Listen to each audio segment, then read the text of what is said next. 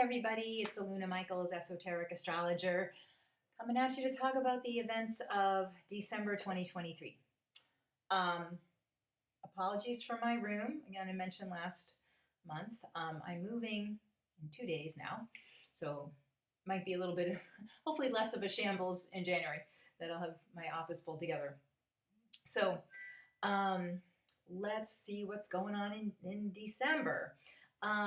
Of course, people know about Mercury turning retrograde, which some people feel real anxious about during the holidays. And, on one level, like I was saying, Mercury retrograde, of course, is you can feel indecisive about things or, miss your connecting flight when you're traveling and that kind of stuff. But people feel like they want holidays to go just so because there's so much going on. But also when Mercury's retrograde, it's a great time to see people you haven't seen in a long time or catch up with relatives. Even doing traditional things with the foods or the little rituals you do at the holidays can be extra soothing or extra meaningful during Mercury retrograde. So Mercury turns retrograde on the 13th of December at 8 degrees of Capricorn. It's going to go all the way back into Sagittarius to 22 degrees of Sagittarius and goes direct on New Year's Day. Now, if some people like to know when the window started, when we were at 22 Sagittarius before the retrograde, and that was on November 25th. So I think it was Thanksgiving. So, sometimes the pre-retrograde can be a little more jumbled than the actual retrograde, but it's just kind of an interesting thing because some people say, is it retrograde yet? Why is it always worse before the retrograde? And sometimes it just gets a little strange a little early, and then the actual retrograde isn't as, confusing or something. Because the retrograde, when Mercury does go forward, Mars is also in Sagittarius. So Mercury will go backwards from Capricorn to Sagittarius, and here's Mars, coming through late Sagittarius at that point. Like right before New Year's Eve and stuff. And that's kind of interesting too, because that, I talk about Mercury retrograde being like the god Hermes, which is the Greek version of Mercury, the Romans co-opted, right? But Hermes would go from Earth to the heavens and be the messenger god and your intuition and things like this with your higher mind or whatever. But then he had this other job that the Greeks called psychopomp, which meant pomp is leading and psycho is the soul. So, your interior self. So when he was psychopomp, he was leading souls to the underworld. And in Greece at the time, the underworld wasn't hell. It was just kind of where you went. It was just, and it represents the subconscious. So the intuition coming from like this higher mind, so to speak, higher being better. But that Mercury retrograde representing like the interior self, your deepest heart, your core, your gut, more than brain kind of, it's more gut and soothing and like a soulful, comforting darkness of, you know what I mean? Like kind of a sense of where everything begins and shifts and stuff like that too, begins and ends and moves through. And so when Mercury's retrograde, and you're going into this sort of interior space, honoring yourself, reconnecting. So every 3 months, we're getting Mercury turn retrograde, so it's reconnecting deep within. And with Mars being there, right, when Mercury's about to move forward, Mars is action. So you can really like key in to your deepest goals or things you feel are unsettled, things you want to realign about yourself. And Mars can help you be courageous to do those things. And it's maybe a little bit cliche that it's at the new year. So if people want to do, resolutions or setting new goals, and they can really have a lot of takeoff energy to them.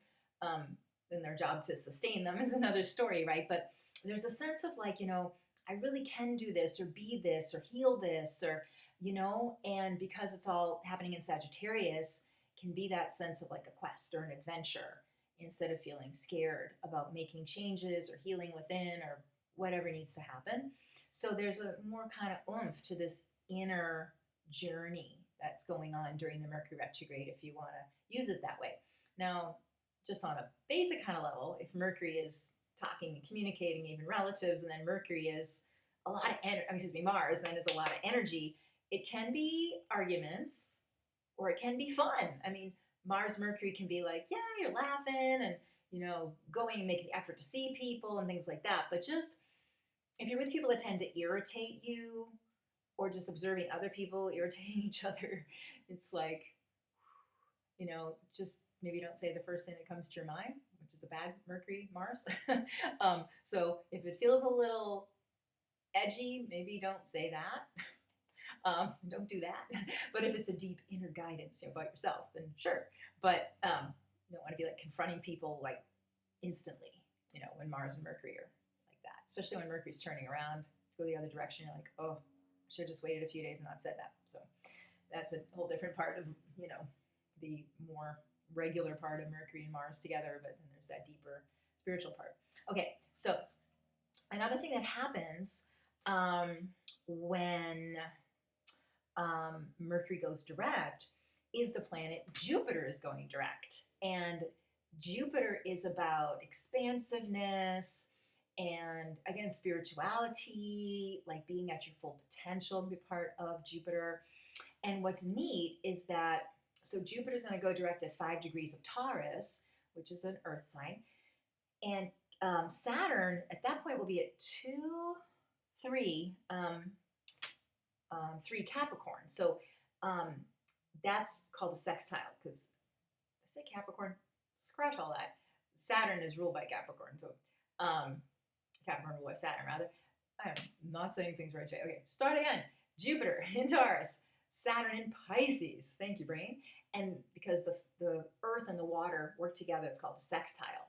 So Jupiter being this expansive principle and this searching and it's like very fast expansion. And Saturn is more like measured expansiveness, and it's more careful. It still moves forward, but at a different pace.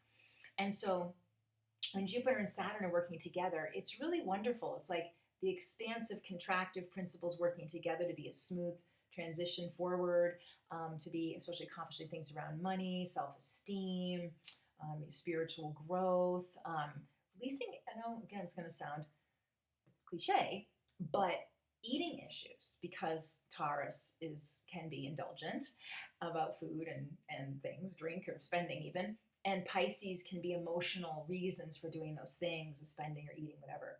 So when the Jupiter and Saturn are working together in those signs, it can be, I think I can do better, or I think I can wait out this impulse, or I can see what's going on under this desire that's come up, like, do I need to buy this or need to eat this, and it's more of a thoughtful caretaking of yourself rather than, I'm never going to eat chocolate cake again, or something you say at New Year's and then you're eating it on the next day or something. So it's more thoughtful about honoring yourself with the goals and being able to wait things out and see that there's like a higher goal in mind, which is part of that Jupiter-Saturn working together. The other thing, speaking of Saturn and Pisces, is Pisces and Neptune are linked together, of course. And Neptune just went direct here at the beginning of December. And that helps. And Neptune happens to be in Pisces right now still, which it is in the sign for 14 years. So we're still going. So the Neptune going forward, when Neptune sits still, so, I've said before too, that the outer planets stay retrograde a long time. Like Uranus, Neptune, Pluto retrograde mostly half the year and then direct half the year. So it's not a big deal that they are retrograde. But when they're turning direction, that part can feel weird. And so with Neptune, which can be, deep emotions, like a lot of subconscious stuff, it's kind of like confusing, or there's a lot of kind of over concern or overthinking about stuff, and anxiety, slight, what do you call that? Ungrounded anxiety. It feels like everything is sort of just unsettled in general. And so now that Neptune went forward, I think December 5th, today's the 7th. Sorry, it's late, just the moving stuff made me be late with the video. So, as Neptune kind of moves forward, there's more sense of being able to trust yourself and relax and breathe. And then even though that Mercury's going retrograde, again, it can be that interior connection. So all of this is like the whole month of December is about kind of getting to your inner goals for the next year and really being able to live them and feel like you deserve to live those. It's not just like what you really want, but what you deserve, and that you're worth it. You're worth it to change direction about how you normally act or take certain steps to attain the next goal. And it's like really focusing on the personal value that you have, that you sort of stand by yourself and keep encouraging yourself and see that there's an undergirding of motive that's not just like, oh, that would be cool, or I want to try. It's like, I deserve this, or this is my future, and I'm moving toward that. As my future is sort of magnetizing me toward itself, part of the energy of December. So I didn't say thanks to the guys at Know Thyself Podcast. Thank you always for being so kind, referring people to me and stuff. If you'd like to get a session from me, alunamichaels.com, or you can call me, text me at 248-583-1663. That's under my video here. Best not to email from the website. Sometimes better to send an email or text or call. And also I get gift certificates for the holidays too. If you want to know about those, you can let me know. Okay, bye-bye for now, and enjoy your December. Bye-bye.